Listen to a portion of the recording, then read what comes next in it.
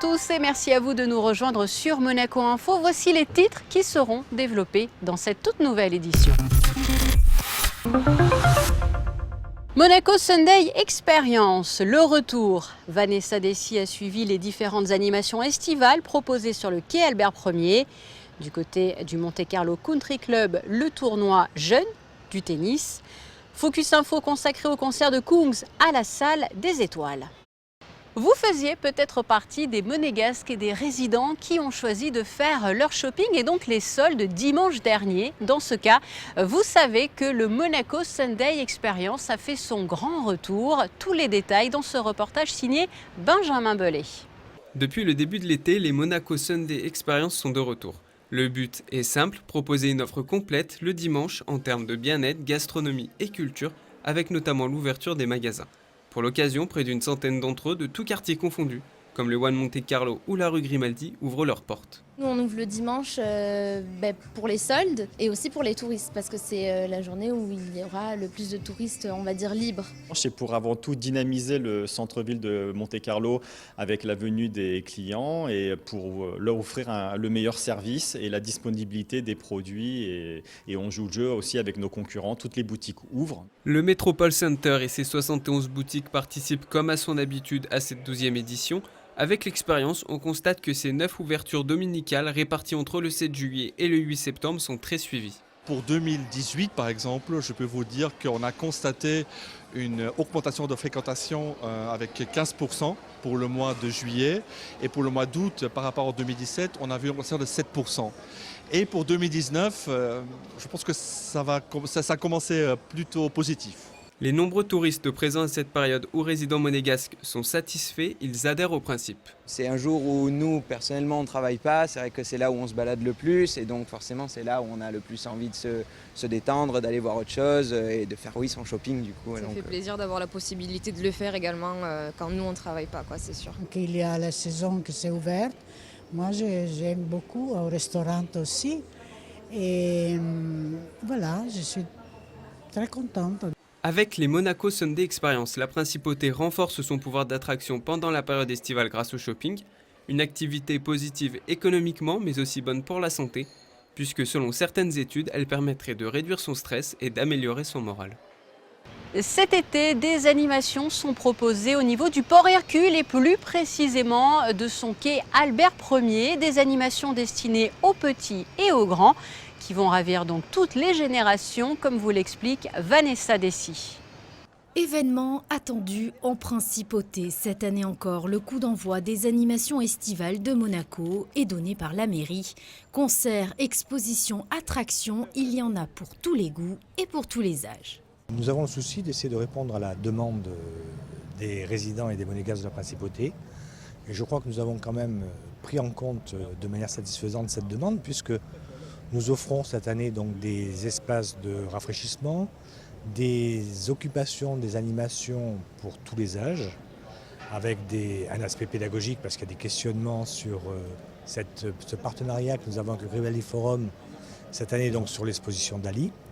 Nous l'avons fait précédemment l'an passé et je crois que ce sera, et je l'espère, un partenariat pérenne puisque ça donne un volet culturel extrêmement intéressant, puis un rappel de cette magnifique exposition organisée au Grimaldi Forum. L'idée était donc d'avoir une proposition d'un espace aéré, donc qui ne soit pas trop chargé, un endroit de détente où les gens peuvent déambuler et trouver des animations et des occupations, en particulier en soirée, lorsque le soleil est moins fort, pour pouvoir donc se divertir avec les enfants.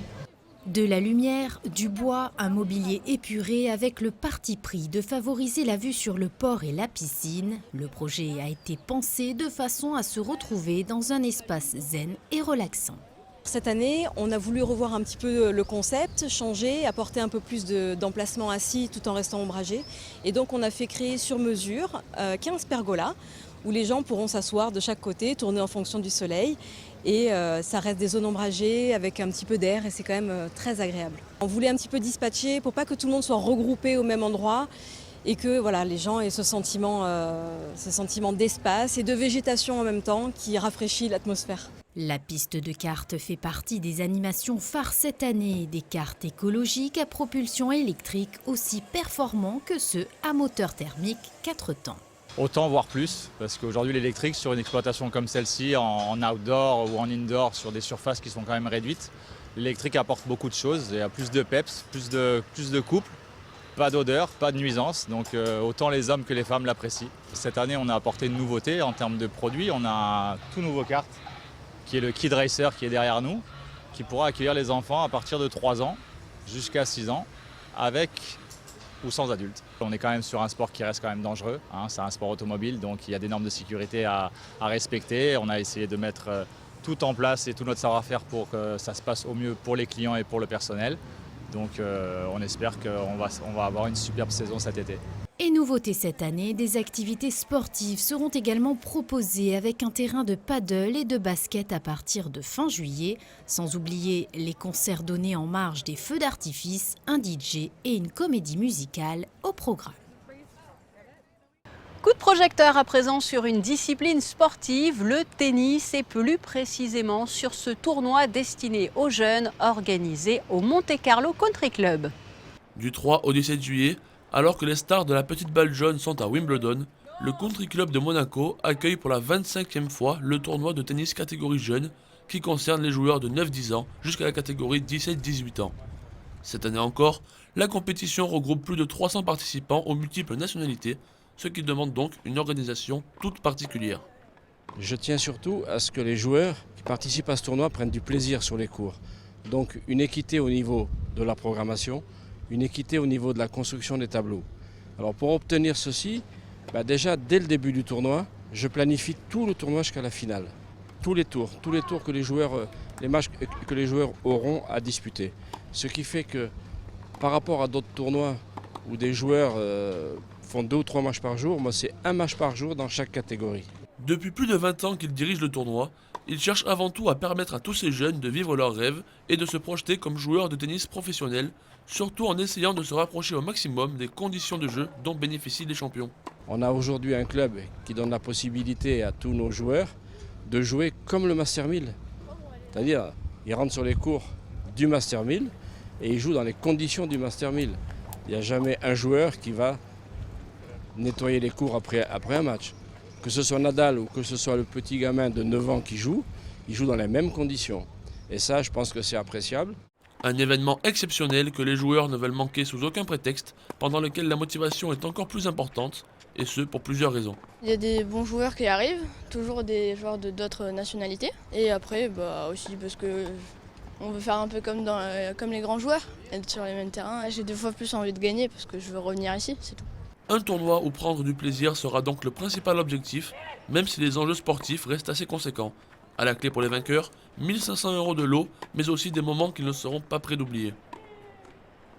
Ouvrons à présent une large page musicale, avant bien sûr de revenir dans le Focus Info du jour sur le concert de Kungs à la Salle des Étoiles. Écoutons Jean-René Palacio qui, au micro de Fabien Bonilla, a détaillé le programme du prochain Monte Carlo Jazz Festival. Herbie Hancock, par exemple, c'est pour souligner le côté historique. The New Power Generation, qui sont les musiciens de Prince, qui vont revenir, c'est notre histoire, hein, c'est 2006. Ibrahim Malouf, et puis des choses plus pointues comme les Snarky Puppies, le jazz d'aujourd'hui, un retour vers la chanson française, Michel Jonas, avec une rythmique de feu, et puis la nouvelle scène française, ou en tout cas européenne, Eric Lénini, Anne Passeo, Sly Johnson. Et on va terminer par une soirée gospel, on passe tout ça très vite, pas dans l'ordre, avec le London African Gospel Corps, qui sont les gens qui ont joué avec Paul Simon. Ils ont repris l'album Graceland lors de la tournée européenne et américaine. Voilà, des choses très différentes. On a essayé toujours de travailler dans l'esprit de l'ouverture du festival à toutes les musiques, à tous les courants du jazz, et puis regarder aussi vers l'avenir du jazz. Ça, c'est important de montrer qu'il y a une nouvelle scène du jazz avec des musiciens de talent. Et puis faire des détours, c'est aussi notre histoire, faire des détours par des choses un peu plus rock'n'roll, un peu plus rap cette année, un peu plus chanson française, puis des géants du jazz.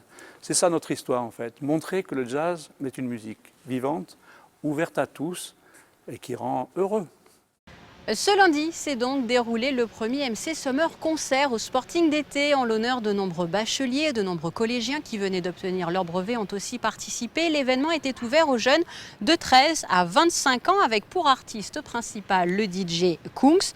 Fabien Bonilla était présent. Découvrons son Focus Info.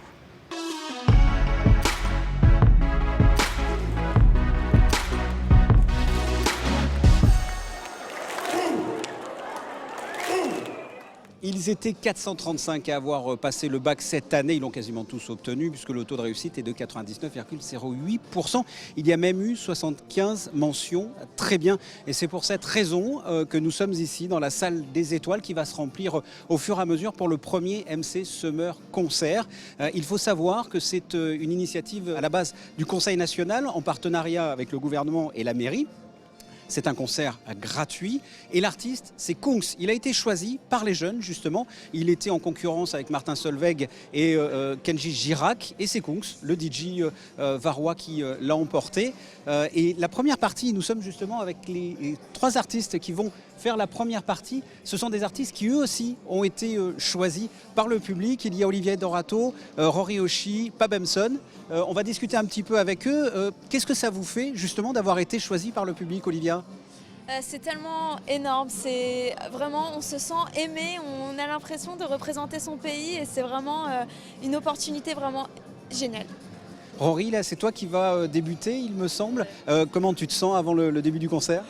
J'ai vraiment le trac, mais je veux dire, c'était mon rêve depuis que je suis bébé de faire ça, donc ça n'a pas l'air très réel, mais j'ai tellement hâte juste d'aller sur scène. Genre, j'ai envie qu'il soit 20h10 là.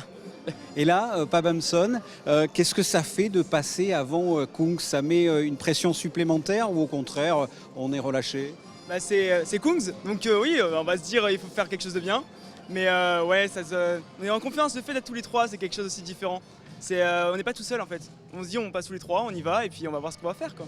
Mais vous passerez l'un après l'autre quand même. Et il faut savoir qu'il y en a 2, les 2 garçons qui viennent de passer aussi leur bac. On fête tous les bacheliers. Vous avez eu votre bac, j'espère ? Ouais, j'ai eu 14,36, donc c'est bien. Ouais, bah ouais, une mention bien. Oui, bah, même chose, tout s'est bien passé. Bon, ça va, ce sont de bons élèves, ils peuvent se produire. On va justement écouter un extrait de ces premières parties. Dancing in the dark with you between my arms, barefoot on the grass, listening to our favorite song.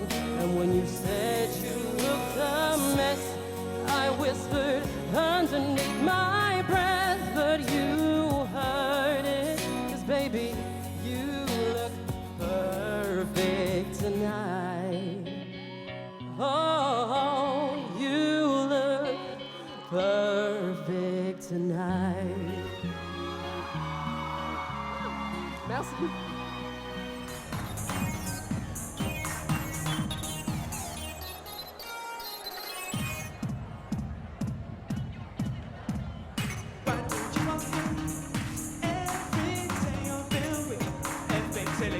That I can't use on this road. It's 11 p.m. I the sun to try to hear this best. Something like I want on the girl that I both of this day.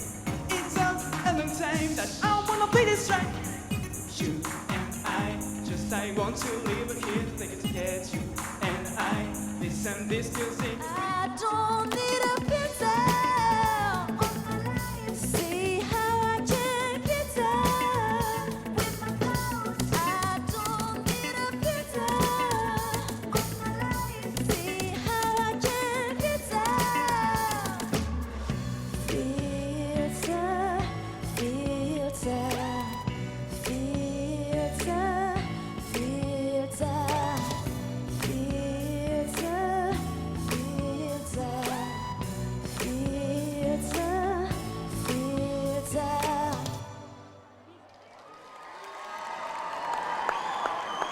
Merci beaucoup, Pauline Giraudot.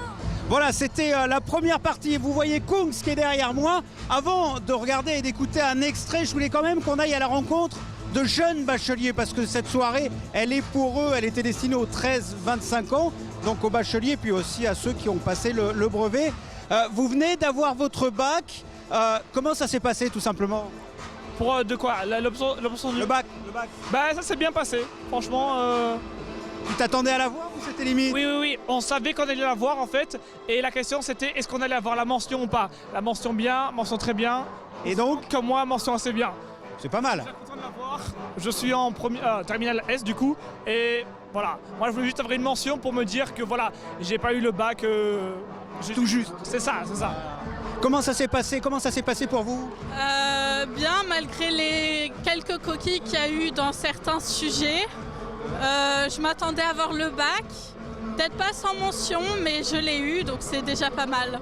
Pareil, ça te fait quoi d'avoir le bac? Un soulagement, vraiment. Parce que vraiment, au niveau des révisions, tout ça, j'ai mis tout ce que je pouvais en fait. Et ouais, vraiment un soulagement parce que en fait, je l'ai eu à la limite.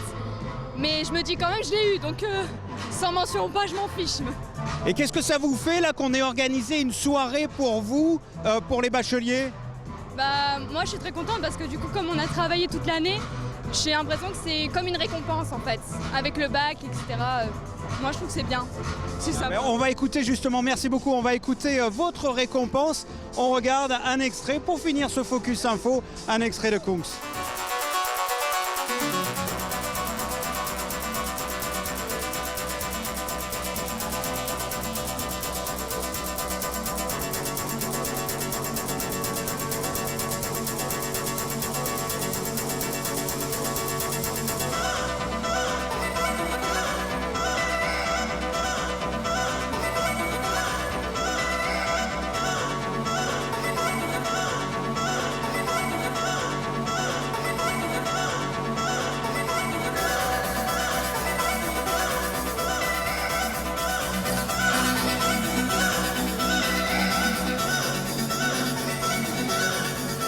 Je vois toutes les mains en l'air, Monaco!